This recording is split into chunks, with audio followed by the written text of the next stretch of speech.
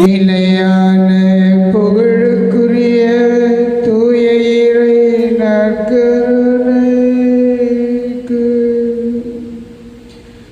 எல்லா காலமும்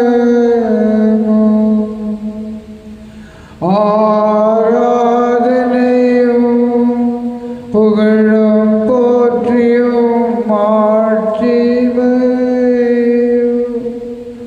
உண்டாக கடவுளே. நிலையான புகழுக்குரிய தூய இறை நற்கருணைக்கு எல்லா காலமும்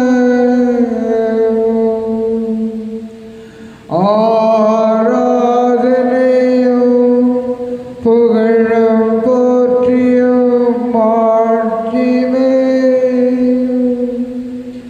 உண்டாக கடவுளே. நிலையான புகழுக்குரிய தூய இறை நற்கருணைக்கு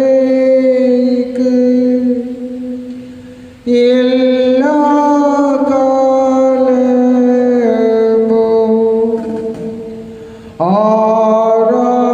ஆராதனையும் புகழும் போற்றியும் மாட்சிமையும்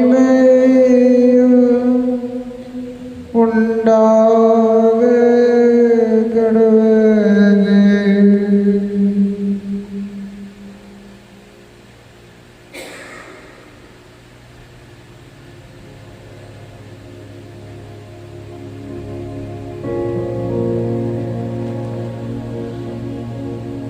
எங்கள் அன்பு இயேசுவே,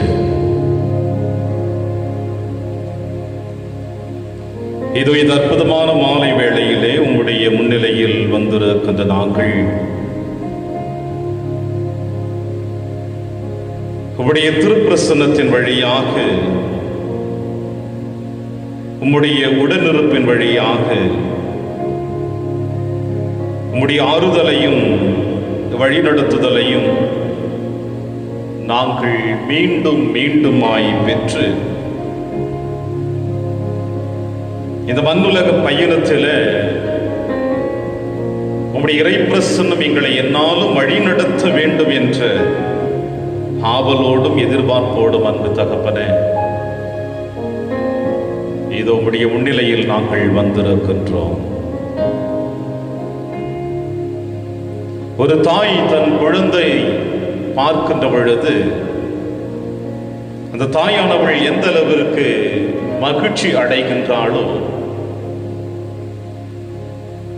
ஒரு குழந்தை தன் தாயின் முகத்தை பார்க்கின்ற பொழுது இனி எனக்கு எந்த ஆபத்தும் இருக்காது, என் தாயானவள் என்னை தாங்கிக் கொள்வாள் என்ற ஒரு தைரியமும் கிடைக்கின்ற பொழுது, அதே போல இயேசுவே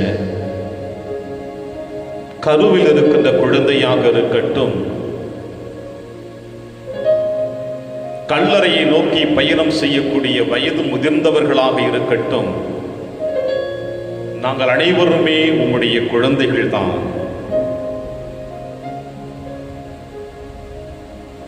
ஆயன் எந்த அளவிற்கு தன் மந்தையை பேணி பாதுகாப்பானோ, தொலைந்து போன ஆடை தேடி அலைந்து தன் தோள் மீது சுமந்து வருவானோ,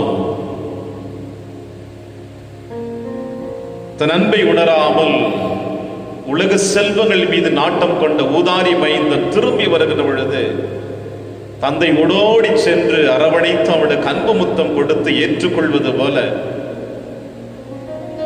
இதோ அன்பு இயேசுவே, உம்முடைய அன்பு கடலை விட பெரியது, உலகின் எல்லையை விட அகன்றது, அளவு கடந்த அன்பு. இந்த உலகில் எவரும் உம்முடைய அன்பிற்கு ஈடு செய்து விட முடியாது. எனவேதான் யோவான் நற்செய்தியாளர் சொல்வது போல, ஆதியிலே வாக்கு இருந்தது, அந்த வாக்கு கடவுளுமாய் இருந்தது, கடவுளோடு இருந்தது, வாக்கு மனிதரானார், நம்மிடையே குடிகொண்டார். யாரும் கொடுத்து விட முடியாத அன்பு, உம்முடைய அன்பிற்கு ஈடு இணையில்லாத அன்பு, நிரந்தரமான அன்பு, தியாகம் செய்யக்கூடிய அன்பு, வழி நடத்தக்கூடிய அன்பு, மன்னிக்கக்கூடிய அன்பு. இயேசுவே, இப்படி உம்முடைய அன்பை எத்தனை கோணத்தில் பார்த்தாலும் அதில் ஒரு இம்மி கூட அதில் குறைகளை காண முடியாது என்பதை இது நாங்கள் உணர்ந்து உம்முடைய முன்னிலையில் உமது அன்பை சுவைக்க வந்திருக்கின்றோம்.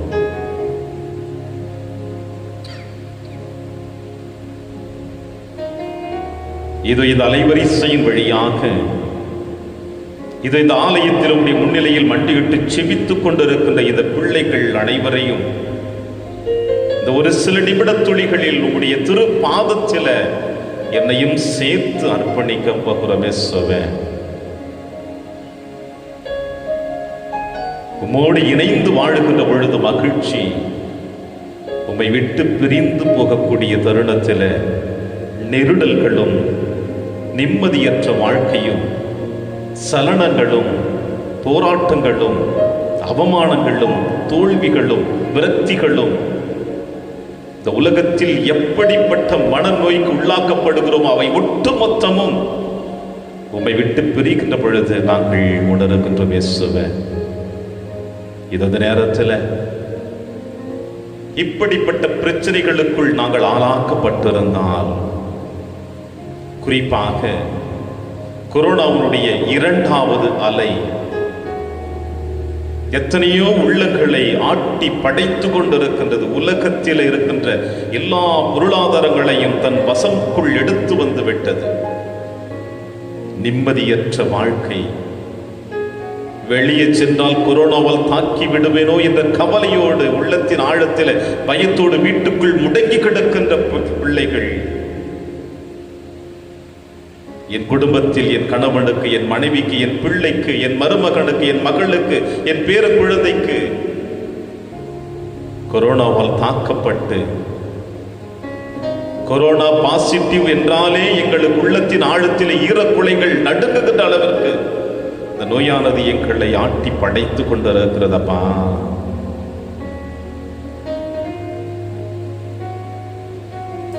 இந்த கொடிய நோயிலிருந்து நாங்களும் விடுதலை அடைய வேண்டும், இந்த உலகமும் விடுதலை அடைய வேண்டும். இதோ நீர் எங்களை பலமுறை அன்பை செலுத்துவதற்காக தேடி வந்திருக்கின்றீர். ஆனால் உதறி சென்ற தருணங்களுக்காக மனம் வருந்துகிறோம். இதோ உம்முடைய அன்பை உணர்ந்தவர்களாக உம் பாதத்தில் எங்களை அர்ப்பணிக்கின்ற பொழுது, குறையாத அன்பு கடல் போல வந்து நிறைவாக என்னில் அலைமோதுதே உம்முடைய அன்பு. இந்த வரிகள் எங்களை எத்தனை ஆறுதல் கொடுக்கிறது என்பதை நாங்கள் உணர்கிறோம். குறைவில்லாத அன்பு கடல் அலைகளைப் போல, வெள்ளிய அலைகளைப் போல இது நற்கருணை பேழையிலிருந்து வருவதை உணர்ந்து இதோ இந்த பாடலை உமக்கு அர்ப்பணித்து எங்களையும் திருப்பாதத்தில் அர்ப்பணிக்கிறோம். இயேசுவே, எங்களை ஏற்றுக்கொள்ளும் அப்பா. குறையாத அன்பு கடல் போல வந்து நிறைவாக என்னில் அலை மோதுதே. அந்த அலை மீது இயேசு அசைந்தாடி வரவே பல கோடி கீதம் உருவாகுதே. குறையாத அன்பு கடல் போல வந்து நிறைவாக என்னில் அலை மோதுதே. அந்த அலை மீது இயேசு அசைந்தாடி வரவே பல கோடி கீதம் உருவாகுதே. கண்மூடி இரவில் நான் தூங்கும் போது கண்ணான இயேசு என்னை காக்கின்றார். கண்மூடி இரவில் நான் தூங்கும் போது கண்ணாக இயேசு என்னை காக்கின்றார். உன்னை எண்ணாத என்னை எந்நாளும் எண்ணி மண் மீது வாழ வழி செய்கின்றார்.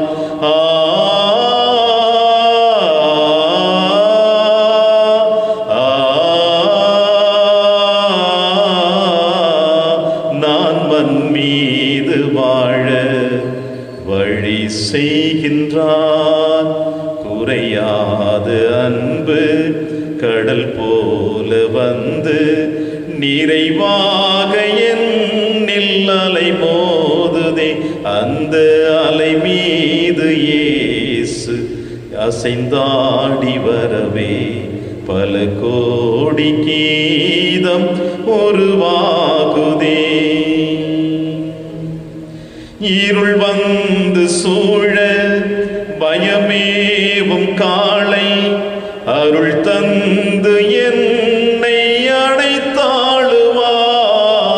இருள் வந்து சூழ பயமேவும் காலை அருள் தந்து என்னை அடைத்தாளுவாய். தீமை சிறை கொண்டு எந்தன் உளமென்னும் பறவை சிறை மீண்டு வாழும் வழி காட்டினாய்.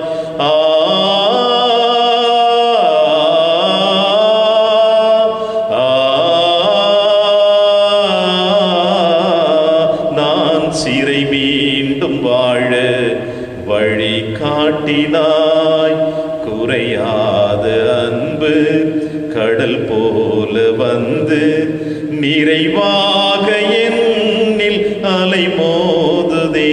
அந்த அலை மீது இயேசு அசைந்தாடி வரவே பல கோடி கீதம் உருவாகுதே. அடிவானம் தோன்றும் விடிவெள்ளி என்றும் தொடர்கின்ற இரவின் முடிவாகுமே. அடிவானம் தோன்றும் விடிவெள்ளி என்றும் தொடர்கின்ற இரவின் முடிவாகுமே. மண்ணில் துடிக்கின்ற ஏழை வடிக்கின்ற கண்ணீர் துடைக்கின்ற இயேசு அரசாகுமே.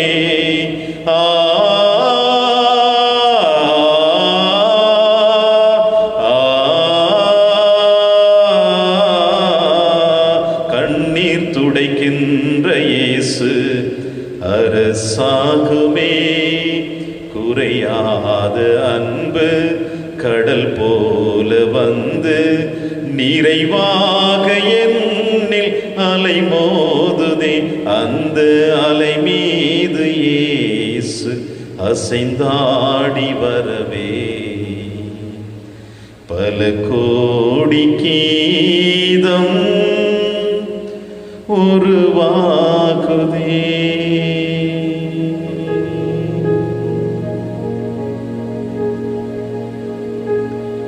குறையாத அன்பு கடல் போல வந்து எங்கள் இதயத்தின் கதவுகளை திறந்து இயேசுவே, உம்முடைய மெல்லிய அன்பினை உணர்வதற்கும் பிரகாசமான அந்த பிரசன்னத்தை உணர்வதற்கும்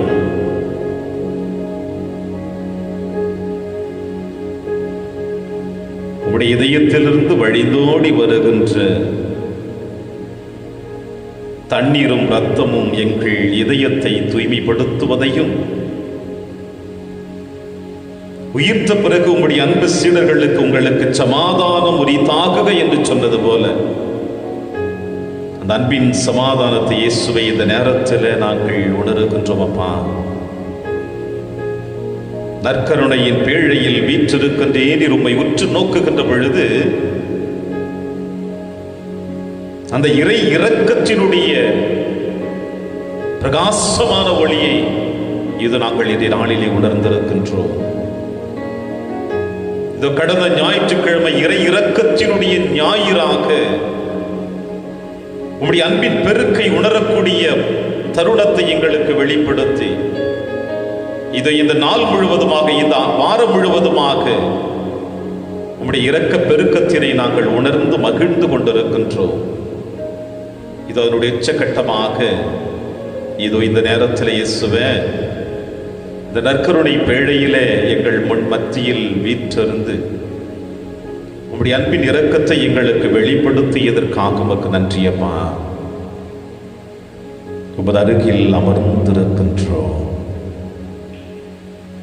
உம் திருமுகத்தை பார்த்து கொண்டிருக்கின்றோம்.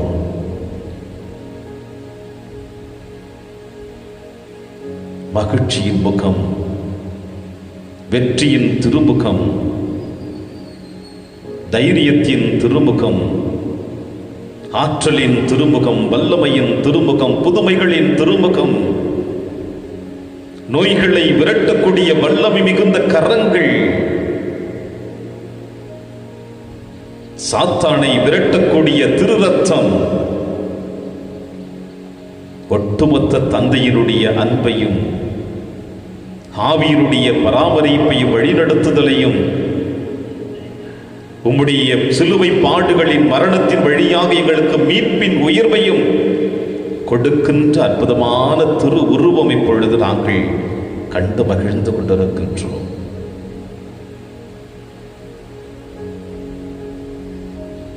இந்த ஆலயம் மட்டுமல்ல, எங்கள் உடல் முழுவதுமாக, குறிப்பாக எங்கள் பார்வையிலே, எங்கள் கண்களிலே உம்முடைய ஒட்டுமொத்த திருமுகத்தை பார்க்கின்ற பொழுது இயேசுவே, நான் ஆசீர்வதிக்கப்பட்டவன், நான் ஆசீர்வதிக்கப்பட்டவள், இந்த ஒரு நொடி பொழுது எனக்கு போதும், வாழ்நாள் முழுவதுமாக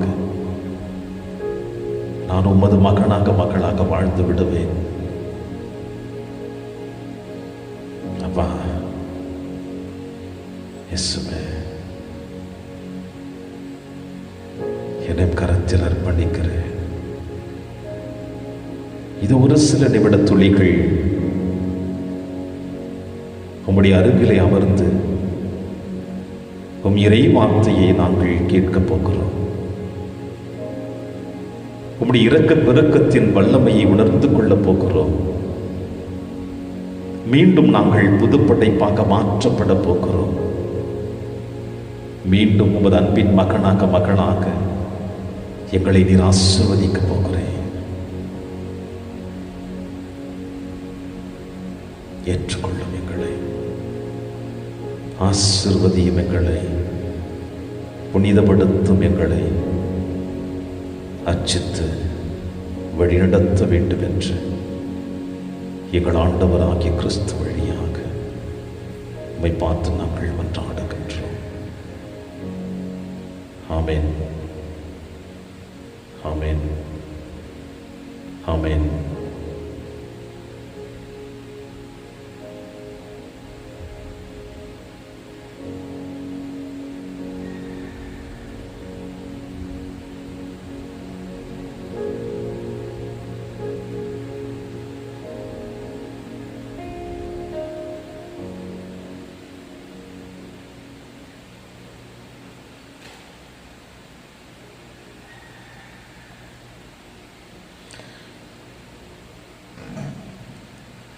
கிறிஸ்து இயேசுவில் பிரியமான என் அன்பு சகோதர சகோதரிகளே,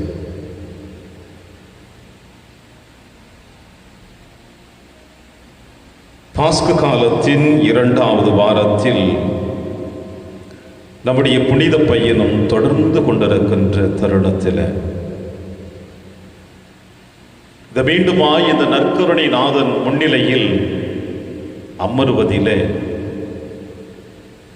நிச்சயமாக நாம் அனைவருமே பேறு பெற்றவர்கள் தான் என்று சொல்ல முடியும். ஏனென்றால் எத்தனையோ கத்தோலிக்க கிறிஸ்தவர்கள் இந்த ஒரு நொடி பொழுது எனக்கு கிடைக்கவில்லையே என்று ஆதங்கத்தோடு வாழ்ந்து கொண்டிருக்கிறார்கள். திருப்பலி காண முடியாமல் தவித்துக் கொண்டிருக்கிறார்கள். இயேசுவினுடைய நற்கருணை முன்னிலையிலே அமர்ந்து கொண்டு இன்னும் அவரோடு நான் பேச வேண்டும் என்ற ஆதங்கத்திலே தவித்துக் கொண்டிருக்கின்ற எத்தனையோ பிள்ளைகளுக்கு மத்தியில இயேசு என்னை தேடி வந்திருக்கிறார், உன்னை தேடி வந்திருக்கிறார். குறையாத அன்பு கடல் போல வந்து நிறைவாக என்னில் அலை மோதுதே. என்ன அற்புதமான ஒரு வார்த்தைகள்! இயேசுவினுடைய பிரசன்னத்தை உணர்கின்ற பொழுதுதான்,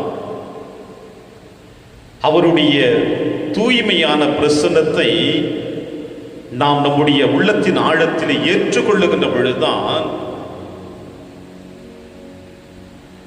இப்படிப்பட்ட நிறைவுள்ள ஒரு பிரசன்னத்தை நாம் உணர முடியும். ஏனென்றால் வாழ்க்கையிலே எத்தனையோ கவலைகள், கண்ணீர், வேதனைகள் ஒவ்வொரு மனிதனையும் மாட்டி படைத்துக் கொண்டிருப்பதற்கு நீங்களும் நானும் சாட்சிகளே. கருவில் இருக்கின்ற குழந்தைகள் கூட இப்பொழுது கதறுகின்றன, எப்பொழுது எனக்கு மரணம் வந்து விடுமோ என்று. இயற்கையான மரணம் ஏற்படலாம், அல்லது மனிதனுடைய கொடூரமான தீய செயல்களின் வழியாக கூட கருவில் இருக்கின்ற குழந்தைகளுக்கு கூட மரணம் ஏற்படுவதற்கு வாய்ப்புகள் சாத்தியமாக இப்பொழுது காணப்படுகின்றன. சுயநலத்தினால் 80 வயது கடந்த ஒரு வயது மிக்கவர்கள் கூட இன்னும் ஒரு நாள், இன்னும் ஒரு நொடி பொழுது நான் வாழ வேண்டும் என்ற ஆதங்கத்தோடு, அன்பு கிடைக்காத என்ற எண்ணத்தோடு வாழ வேண்டும் என்று தவித்துக் கொண்டிருக்கிறார்கள். ஏன் நீங்களும் நானும் கூட இப்பொழுது கிடைக்கின்ற மகிழ்ச்சி தொடர்ந்து கிடைக்கும் வேண்டும் என்று கூட நாம் எதிர்பார்த்து கொண்டிருக்கின்றோம். வாழ வேண்டும், வாழ வேண்டும், வாழ வேண்டும் என்ற போராட்டங்கள் தான் நமக்கு இருக்கிறதே ஒழிய, ஆனால் எப்படி வாழ வேண்டும், எதற்காக வாழ வேண்டும், ஏன் வாழ வேண்டும் என்ற எண்ணங்கள் நம்முடைய உள்ளத்தின் ஆழத்தில் எழுகிறதா என்பதுதான் கேள்விக்குறி. எப்படி வேண்டுமானால் வாழ்ந்து விடலாம், ஆனால் இப்படித்தான் கிறிஸ்தவன் வாழ வேண்டும் என்பதற்காக வழிகாட்டியவன் நம் நற்கருணைநாதர். நீங்களும் நானும் இப்படித்தான் வாழ வேண்டும் என்று இவர் வழிகாட்டி இருக்கிறார். ஒரு மனிதன் தன்னுடைய சிந்தனையின் வழியாக, தன்னுடைய ஆற்றலின் வழியாக ஒரு பொருளை தயாரிக்கிறான் என்றால், அந்த பொருளானது அவனுடைய சிந்தனைகளுக்கு ஏற்றார் போல, அவனுடைய விருப்பத்திற்கு ஏற்றார் போல அது பயன்படவில்லை என்றால், அது செயல்படவில்லை என்றால், அடுத்த கணம் அவன் என்ன செய்வான் என்பதை நாம் உணர்கிறோம். ஏன் நம்முடைய வாழ்க்கையிலே நாம் பெற்றெடுத்த பிள்ளைகள் கூட நம்முடைய வார்த்தைக்கு கீழ்ப்படியவில்லை என்றால், நாம் எப்படி வஞ்சக வார்த்தையாக அந்த குழந்தைகளை திட்டி தீர்த்து விடுகிறோம். தயாரித்தவன் அந்த பொருளை உடைத்தெறிந்து விடுவான், வேறொரு பொருளை தயாரிப்பான். உடைக்கவும் இல்லை, திட்டவும் இல்லை, மன்னித்தான், மன்னிக்கிறான், இனியும் மன்னித்துக் கொண்டே இருப்பான். யாரை? உங்களை, என்னையும். அவர் விரும்பி உங்களையும் என்னையும் இந்த மண்ணுலகிற்கு அனுப்பி வைத்தார். உங்களையும் என்னையும் அவர் நம்முடைய தாயின் கருவறையில் உருவாகின்ற பொழுது அழகு பார்த்தார். நம்முடைய உடல் உறுப்புகள் உருவாகுகின்ற நேரத்தில் அதை உணர்ந்து உணர்ந்து மகிழ்ச்சி அடைந்தார். நம் இதய துடிப்பின் ஓசைகளை கண்டு மகிழ்ச்சி அடைந்தார். நாம் சொல்லுவோமே, தாய் அன்பு சிறந்தது என்று கவிதை நயத்தில் சொல்லுகிறார்களே. என் முகம் அறியாமல், என் நிறம் அறியாமல், என்னுடைய குணம் அறியாமல் என்னை முதலாக அன்பு செய்தவள் என் தாயானவள் என்று சொல்லுகிறோமே, அதையும் தாண்டி இவர் உங்களையும் என்னையும் அன்பு செய்து விட்டார். ஆனால் ஒருவேளை தாய் நம்மை மன்னிப்பால என்னவோ தெரியவில்லை, ஆனால் இவர் மன்னித்துக் கொண்டே இருக்கிறார். காரணம் என்ன தெரியுமா? அன்பு செய்கிறார், அன்பு செய்து கொண்டே இருக்கிறார், இனியும் அன்பு செய்வார். இதுதான் இவருடைய குணாதிசயங்களில் உச்சக்கட்டமான குணாதிசயம். எனவேதான் சிலுவையில் தொங்கினாரே நமக்காக. இதைவிட மேலான அன்பு இந்த உலகில் வேறு எதையும் கண்டுவிட முடியாது. இவை அனைத்திற்கும் அடிப்படை காரணம் என்னவென்றால், பிரியமான சகோதர சகோதரிகளே, தந்தை என்னை அன்பு செய்தது போல நானும் உங்களை அன்பு செய்கிறேன். அற்புதமான ஒரு தொடர்ச்சியான வாழ்க்கை தரத்தை நமக்கு வெளிப்படுத்துகிறார். தந்தை என்னை அன்பு செய்தது போல நானும் உங்களை அன்பு செய்கிறேன், அந்த அன்பை உணர்ந்து கொள்ளுங்கள் என்று அழைப்பு கொடுக்கிறார். பகிர்வினுடைய மகத்துவம், யாம் பெற்ற இன்பம் பெருகை வையகம் என்று நாம் கேள்விப்பட்டிருக்கின்றோமே.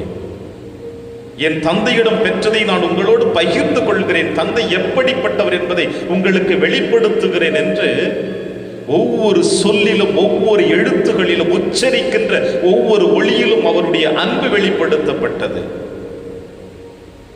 ஒவ்வொரு செயல்பாடுகளிலும் அவருடைய அன்பு வெளிப்படுத்தப்பட்டது. எனவேதான் அவர் புதுமைகள் நிறைவேற்றுகின்ற பொழுதும், நோய்களை குணமாக்குகின்ற பொழுதும், ஏன் பாவம் செய்தார், எதற்காக செய்தார் என்று சொல்லவில்லை. இனியும் பாவம் செய்யாதே, இதைவிட கேடு நிகழாத அளவிற்கு பார்த்துக்கொள். நம் கரங்களிலே ஒப்பு கொடுக்கிறார் நாம் எப்படி வாழ வேண்டும் என்பதை. ஆனால் வழிகாட்டினார் அல்லவா? அதுதான் அவருடைய மகத்துவம். எனவே இந்த இயேசுவினுடைய அந்த பகிர்வினுடைய தன்மையை இன்றைய நற்செய்தி வாசகம் இன்னும் அற்புதமாக நமக்கு ஆழமாக வெளிப்படுத்துகிறது. யோவான் எழுதிய நற்செய்தி 6ஆம் அதிகாரம் 1 முதல் 15 முடிய நற்செய்தி வாசகம் இன்று நம்முடைய சிந்தனைக்கு கொடுக்கப்பட்டிருக்கின்றது. மக்களுக்கு அப்பத்தையும் மீனையும் அவர் பகிர்ந்து கொடுக்கிறார்.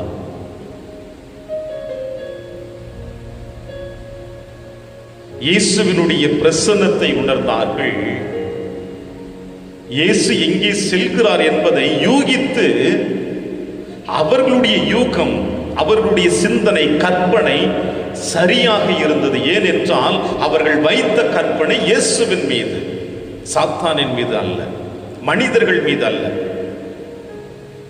நாமும் இப்பொழுது பல கற்பனைகளோடு உலகத்தில் வாழ்ந்து கொண்டிருக்கின்றோம். நீங்களும் நானும் எத்தனை கற்பனைகள், எத்தனை சிந்தனைகள்.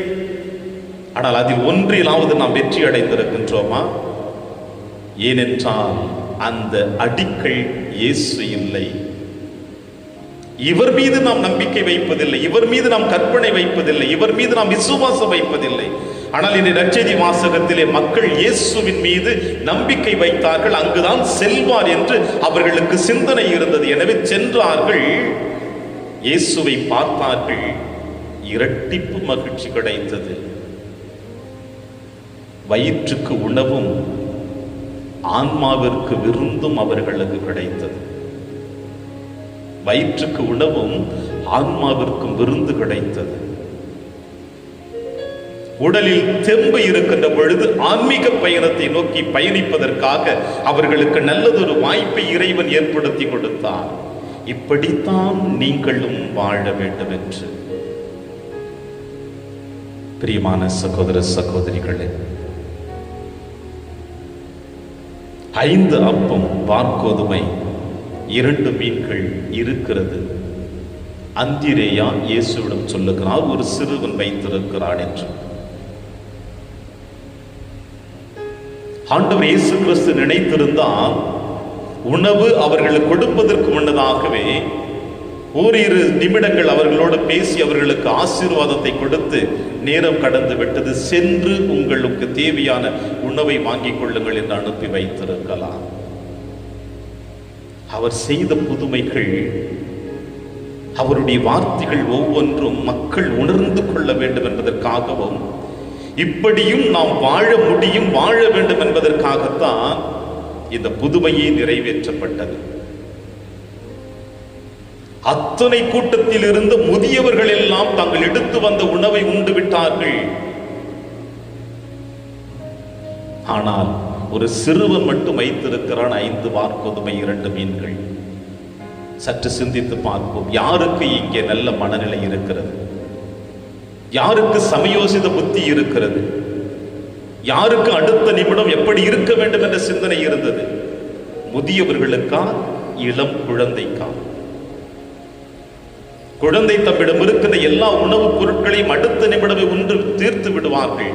முதியவர்கள் மாலை நேரமாகும், நாம் செல்வதற்கு நேரமாகும், ஒருவேளை கொஞ்சம் உணவு அருந்து விட்டு இன்னும் கொஞ்சம் வைத்துக் கொள்ளலாம் என்று கூட இருந்திருக்க வேண்டும் முதியவர்கள். ஆனால் இங்கே முதியவர்கள் குழந்தைகளைப் போல ஆனார்கள். குழந்தை முதியவர்களைப் போல இயேசுவின் முன்னிலையில் நிலைநிறுத்தப்படுகிறது. அதனால் தான் இயேசு சொன்னார், குழந்தைகளை என்னிடம் வரவிடுங்கள், அவர்களை தடுக்காதீர்கள், அவர்களை அன்பு செய்யுங்கள் என்று சொன்னார். ஒரு குழந்தையிடம், ஒரு சிறுவனிடம் 5 வார்கோதுமையும் 2 மீன்களும் இருந்தது. பெரியவர்கள் முதியவர்கள் யாரிடமும் இல்லை ஒரு சிறிய துண்டு வார்கோதுமை கூட. இங்கே இயேசு அந்த சிறுவனையும் மக்கள் மத்தியில் நிறுத்தி அவனை ஆசீர்வதிக்கிறார். இருப்பதை பகிர்ந்து கொள்வதிலே பெருமைப்படுத்துகிறார். குழந்தைகள் உண்மையிலே அவர்கள் தெளிவாக இருப்பார்கள், தெளிவான மனநிலையோடு இருப்பார்கள், உள்ளதை உள்ளபடியே சொல்லுவார்கள் என்பதற்கும் இதுவும் ஒரு சான்றாக கூட நாம் எடுத்துக்கொள்ள முடியும்.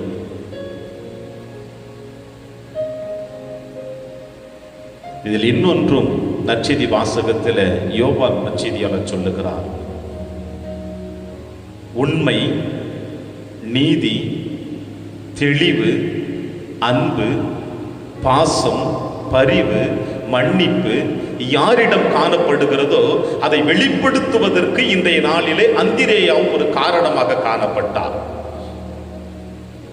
அந்திரேயா அந்த குழந்தையிடம் இருப்பதை தெளிவுபடுத்தவில்லை என்றால் ஒருவேளை அந்த புதுமை நிறைவேறி இருக்குமோ தெரியாது, ஒருவேளை அந்த குழந்தையை பற்றி இன்று நாம் பேச முடியும் என்று தெரியாது. எனவே இன்றைய நாளிலே 2 கருத்துக்களை இயேசு உங்கள் முன்னிலையில், என் முன்னிலையில் வைத்திருக்கிறார். குழந்தை உள்ளம் போல நாம் இருக்க வேண்டும், இருப்பதை பிறரிடம் பகிர்ந்து கொள்ளக்கூடிய நல்ல மனநிலை இருக்க வேண்டும். நல்லது நம்முடைய வாழ்க்கையிலே காணப்பட்டால் அதை பிறரிடத்தில் எடுத்து வரக்கூடிய நல்ல மனப்பக்குவத்தை அந்திரேயா போல நாமும் இருக்க வேண்டும் என்பதை இயேசு இன்று உங்களுக்கும் எனக்கும் வெளிப்படுத்துகிறார். எனவே பிரியமான சகோதர சகோதரிகளே, இந்த குறைவில்லாத அன்பு எப்படி தன்னிடம் இருப்பதை பிறருக்கு பகிர்ந்து கொடுத்ததோ, எப்படி தந்தையிடம் இருப்பதை நம்மோடு பகிர்ந்து கொண்டதோ, அதே போல நாமும் நம்முடைய வாழ்க்கையிலே பகிர்ந்து கொள்ளக்கூடிய நல்ல மனநிலை நமக்கு வேண்டும். நாமும் இயேசுவை போல வாழ வேண்டும். நாமும் அந்திரேயாவை போல பிறரிடம் இருப்பதை, நம்மிடம் இருப்பதை பிறரோடு எடுத்து வந்து பகிர்ந்து கொள்ள மனப்பக்குவத்தை கொடுக்க வேண்டும். இல்லை என்றால் ஒருவேளை நீங்களோ நானோ கிறிஸ்தவன் என்று சொல்லுவதற்கு அருகதையற்றவர்களாக இருப்போம்.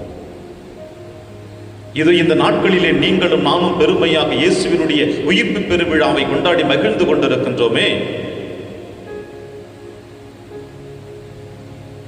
இந்த உயிர்ப்பு பெருவிழாவுடைய மகத்துவம் என்ன என்பதை உணர்ந்திருக்கின்றோமா? இதை பிறரிடத்தில் எடுத்து எப்படி நாம் சென்று கொடுத்து கொண்டிருக்கின்றோம் என்பதை சிந்திக்க வேண்டும். பிரியமான சகோதர சகோதரிகளே, உயிர்த்தரும் ஆண்டவர் இயேசு கிறிஸ்து ஒவ்வொரு முறையும் சந்திக்கின்ற பொழுதெல்லாம் உங்களுக்கு சமாதானம் என்று சொல்லுகிறார், அமைதி என்று சொல்லுகிறார்.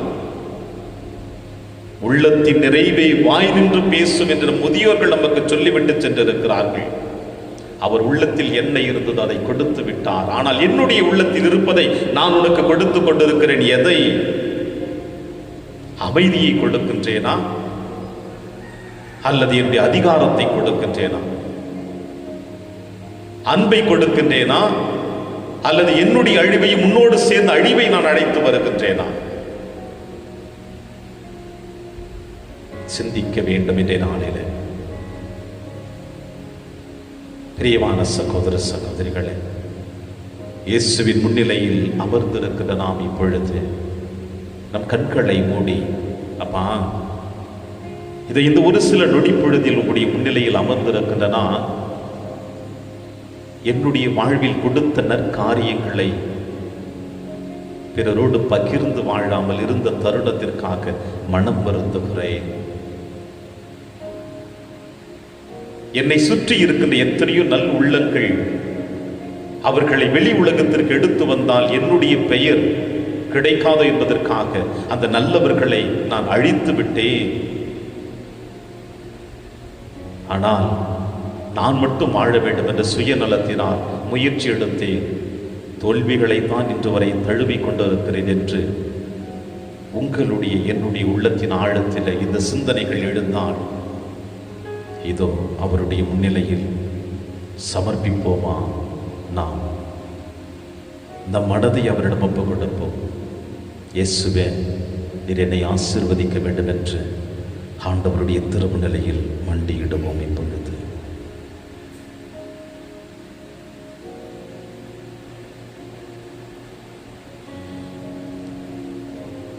ஒரு தாய் தேற்றுவது போல் என் நேசர் தேற்றுவார். ஒரு தாய் தேற்றுவது போல் என் நேசர் தேற்றுவார். அப்பா, தாய் தன் குழந்தையை மார்போடு அணைப்பது போல தாயினுடைய அந்த கதகதப்பான அரவணைப்பிலே குழந்தைகள் கவலையை மறந்து மகிழ்ச்சியாக இருப்பது போல இதோ உங்களுடைய குத்தி திறக்கப்பட்ட விழாவிலிருந்து வழிந்தோடி வருகின்ற இரத்தத்தின் தண்ணீரினுடைய அந்த கதகதப்பான ஈரத்தன்மையை எங்களை உங்களுடைய மார்போடு அரவணைக்கின்ற பொழுது உடைய காயப்பட்ட கரத்தில் வழிந்தோடி வருகின்ற திரு ரத்தத்தினுடைய ஈரத்தன்மையை என் உடல் முழுவதுமாக படுகின்ற பொழுது, இயேசுவே, என் கவலைகளை தீர்த்து என்னை ஆசீர்வதிக்க இதனுடைய மார்பின் மீது நான் சாய்ந்து கொள்கிறேன். மார்போடு அணைப்பாரே மனக்கவலை தீர்ப்பாரே. மார்போடு அணைப்பாரே மனக்கவலை தீர்ப்பாரே. ஒரு தாய் தேற்றுவது போல் என் நேசர் தேற்றுவார். கரங்கள் ஒருவர் இன்னொருடைய கரத்தை பிடிக்கின்ற பொழுது ஒரு தைரியம் கிடைக்க வேண்டும். மின்னல் மின்னுகின்ற பொழுது, இடி இடிக்கின்ற பொழுது குழந்தை ஓடோடி வந்து தாயினுடைய பாதத்தை இருக்க பிடித்துக் கொள்ளுகிறதா? ஏனென்றால் தாய் என்னை காப்பாற்றுவாள் என்று. இயேசுவே, நானும் உம்முடைய கரத்தை பிடிக்க வேண்டும், நீரும் என் கரத்தை பிடிக்க வேண்டும். கண்மலை மீது நீர் எங்களை நிறுத்த வேண்டும். கல்வாரி மலையில எப்படி நீர் சிலுவையிலிருந்து உயர்த்தப்பட்டீரோ, உம்மை உற்று நோக்குகின்றவர்கள், விசுவாசம் கொண்டவர்கள் மீட்பு பெறுவார்கள் என்று சொல்வது போல, இயேசுவை அன்று நீர் சுமந்து சென்றது சிலுவை அல்ல, மாறாக எங்கள் கரத்தை பிடித்து அந்த கல்வாரி மலையிலே நிறுத்தி உம்மை உற்று நோக்க பார்க்க செய்திருக்கிறேன். இது நானும் உம்மை உற்று நோக்கி என்னையும் என் குடும்பத்தையும் அர்ப்பணித்து ஜெபிக்கிறேன். இயேசுவே, கரம் பிடித்து நடத்துவார், கண்மலை மேல் நிறுத்துவார். கரம் பிடித்து நடத்துவார், கண்மலை மேல் நிறுத்துவார். ஒரு தாய் தேற்றுவது போல் என் நேசர் தேற்றுவார். ஒரு பொழுதும் நீர் எங்களை கைவிட மாட்டீர் என்பதற்கு இது இந்த நொடி பொழுதில் உடைய முன்னிலையில் நான் மண்டியிட்டிருக்கின்றன. இதுவே சிறந்த சாட்சி. அப்பா, என்னை நீர் கைவிட மாட்டீர், என்னை கரம் பிடிப்பீர், என்னை பாதுகாத்தால் வழிநடத்துவீர். ஒரு நாளும் என்னை விட்டு விலக்கி விட மாட்டீர். அதை இப்பொழுது உணர்ந்து உம் பாதத்தில் என் சிரசை பதித்து, இயேசுவே உம் திருக்கரங்களினால் உம் திரு ரத்தத்தினால் என்னை ஆசீர்வதிக்க வேண்டும் என்று ஜெபிக்கிறேன். ஒருபோதும் கைவிடார், ஒரு நாளும் விலகிடார், ஒருபோதும் கைவிடார், ஒரு நாளும் விலகிடார். ஒரு தாய் தேற்றுவது போல் என் நேசர் தேற்றுவார். ஒரு தாய் தேற்றுவது போல் என் நேசர் தேற்றுவார்.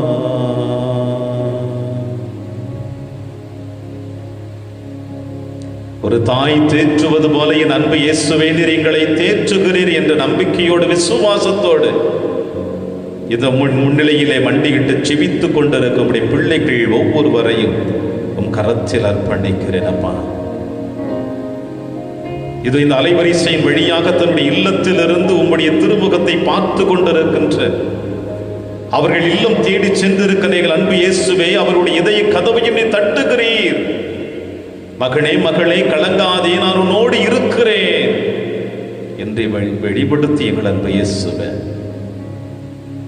இதையோ இந்த இந்திய தேசத்தில் எத்தனையோ பகுதிகளில் இந்த கொரோனா நோயினால் திருப்பலி காண முடியாமல், நற்கருணை ஆசீர்வாதத்தை பெற முடியாமல் இல்லத்திலிருந்து முடங்கி கிடக்கின்ற ஒவ்வொரு பிள்ளைகளும் இன்றைய நாளில் உம்முடைய திருமுகத்தை பார்க்கின்ற பொழுது அப்பா அவர்கள் கிடைக்கின்ற மகிழ்ச்சி எல்லையற்றதாக இருக்க வேண்டும் என்று பார்த்து ஜெபிக்கிறேன். அந்த பிள்ளைகளை ஆசீர்வதியும் தகப்பனே, அந்த பிள்ளைகளை தொடும் அப்பா. அந்த பிள்ளைகளை உம்முடைய கரத்தில் தாங்கி பிடித்துக் கொள்ளும் தகப்பனே. ஒடுங்கி கிடக்கிறவர்கள், முடங்கி கிடக்கிறவர்கள், பயந்து கிடக்கிறவர்கள், நோயினால் துன்பப்பட்டு கிடக்கின்ற பிள்ளைகள் அனைவருமே இந்த நேரத்தில் உம்முடைய உயிர்ப்புக்கு பிறகு ஒரு இருட்டறையில் பதுங்கி கிடந்த சீடர்களைப் போல நாங்கள் காணுகிறோம் தகப்பனே. எங்கே வெளியிலே சென்றால் எங்கள் வாழ்வு சிதறி விடுமோ, நாங்கள் அழித்து விடுவோமோ என்ற பயத்திலே இல்லத்திற்குள் முடங்கி கிடக்கின்ற ஒவ்வொரு பிள்ளைகளையும் அப்பா உம்முடைய ஆவியின் அபிஷேகத்தினால் தொடும் தகப்பனே. குறிப்பாக மருத்துவமனையில் அனுமதிக்கப்பட்டிருக்கின்ற கொரோனா நோயினால் பாதிக்கப்பட்டிருக்கின்ற இல்லத்திலே வெளிப்படுத்த முடியாமல் பயந்து ஒளிந்து கிடக்கின்ற ஒவ்வொரு பிள்ளைகளையும் தகப்பனை கரத்தில் அர்ப்பணிக்கிறேன் அப்பா. இந்த நோயானது எப்படி எங்கள் ஒவ்வொருவரையும் பயத்துக்கு உள்ளாக்கி இருக்கிறது. பயம் எங்களை ஆட்கொள்ளுகின்ற பொழுது ஒட்டுமொத்த அசுத்த ஆவிகளை எங்களை பிடித்துக் கொண்டது என்பதை உணர்கிறோம். ஏன் நான் பயப்பட வேண்டும்? தந்தையினுடைய உருவத்தை தாங்கி இருக்கிறேன், இயேசுவினுடைய மன்னிப்பை பெற்றிருக்கிறேன், இயேசுவினுடைய குருதியையும் உடலையும் நான் உண்டு வாழ்ந்து கொண்டிருக்கிறேன். ஆவியானவர் வாழக்கூடிய ஆலயமாக இருக்கிறேன் என்னுடைய இதயத்தில்.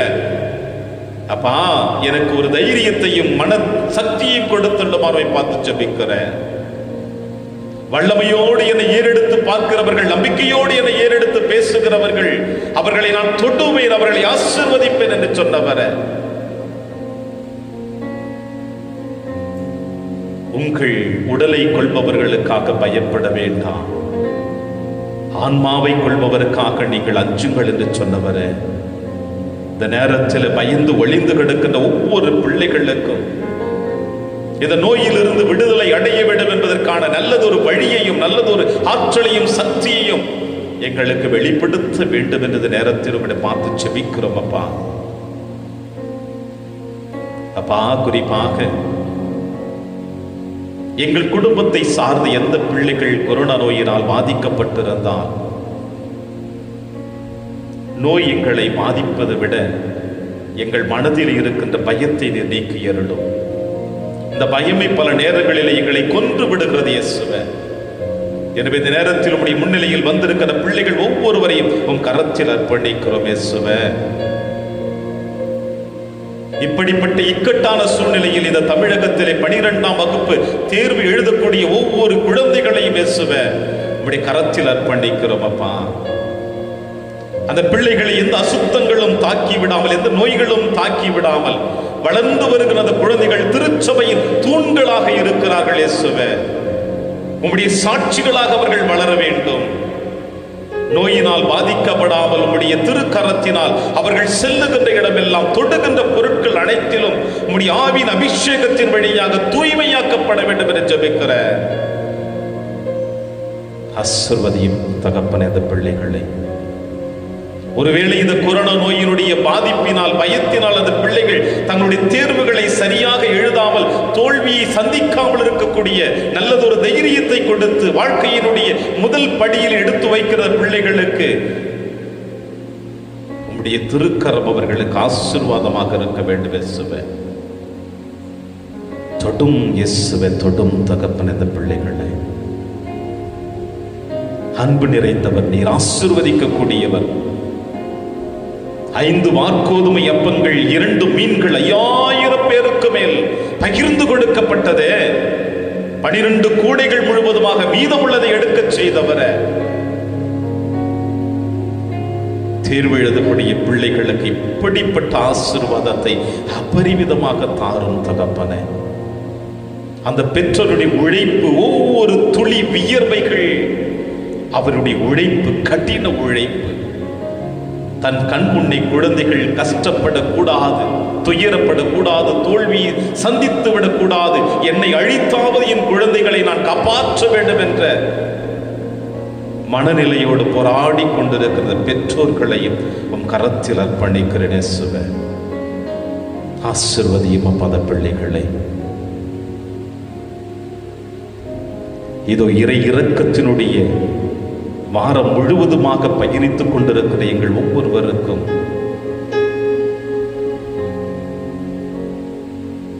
உம்முடைய அன்பையும் இரக்கத்தையும் கொடுத்து எங்களை உம்முடைய அன்பின் பிள்ளைகளாக வழிநடத்தி காப்பாற்ற வேண்டும் என்று எங்கள் ஆண்டவராகிய கிறிஸ்து வழியாக ஜெபிக்கின்றோம். ஆமென், ஆமென், ஆமென்.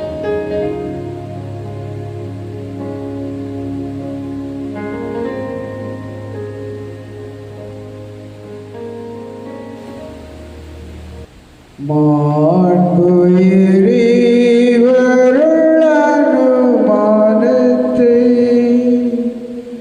தாழ்ந்து பணிந்து ஆராதிப்போம்.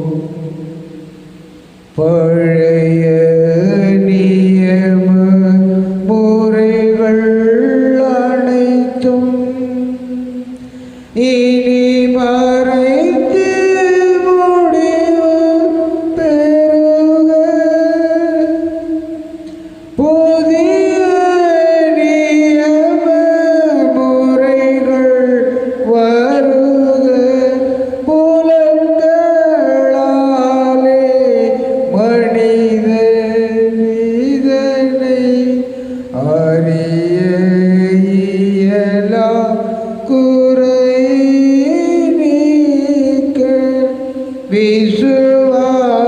விசுவாசத்தின் உதவி பெறுக.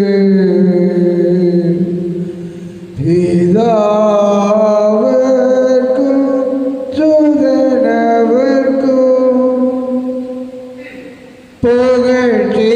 புகழ்ச்சியோடு வெற்றியார்ப்போம். மீட்பின் பெருமை மகிமையோடு வலிமையை வாழ்த்து யாவும் ஆக. இருவரிடமாய் வருகின்றவரும் தூய ஆவி ஆனவர்க்கும் அளவில்லாத சம புகழ்ச்சி என்றுமே உண்டாகுக.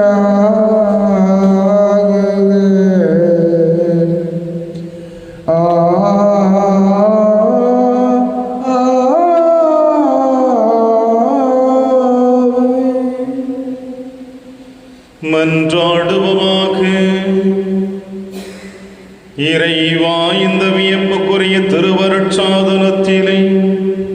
உம்முடைய பாடுகளின் நினைவை எங்களுக்கு விட்டு சென்றே.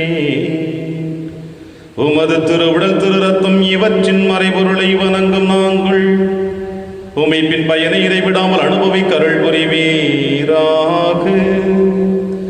இறைவனாய் என்றென்றும் வாழ்ந்து ஆட்சி செய்கிற எங்கள் ஆண்டவர் இயேசு கிறிஸ்து வழியாக உம்மை மன்றாடுகின்றோம்.